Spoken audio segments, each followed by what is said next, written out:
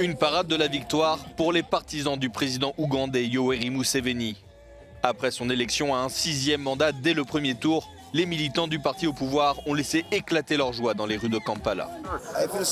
Je suis très heureux parce que je soutenais l'excellence, notre Djadja, notre grand-père, celui qui s'est battu pour que nous soyons à Kampala en tant que cavalier Boda Boda. Donc nous sommes très heureux. Nous nous y attendions parce que nous avons voté pour lui. De crainte de voir à nouveau la capitale s'embraser comme lors des émeutes de novembre qui avaient fait une 50aine de morts, un important dispositif de sécurité a été déployé à l'approche des élections.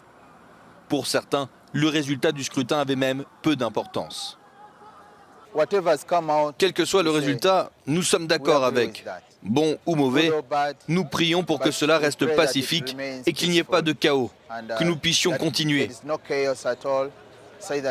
S'il y a un changement, ce sera probablement en 2025. Au pouvoir depuis 35 ans, Yoweri Museveni a été très critiqué par l'opposition qui affirme que le président s'agripperait au pouvoir. Dans son discours de victoire à la télévision nationale, il a balayé tout reproche de l'opposition.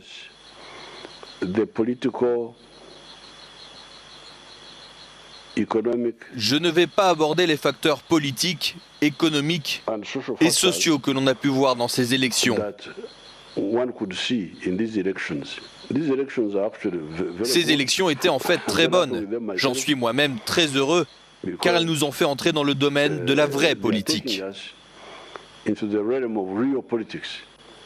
Candidat malheureux du scrutin, Bobi Wine, le principal adversaire du président depuis plusieurs années, n'a pas pu commenter les résultats définitifs de l'élection en raison de la suspension des réseaux sociaux dans le pays. Dès vendredi, il avait rejeté les premières tendances donnant Museveni une nouvelle fois vainqueur. Difficile de croire que Bobi Wine ne contestera pas la victoire du président ougandais.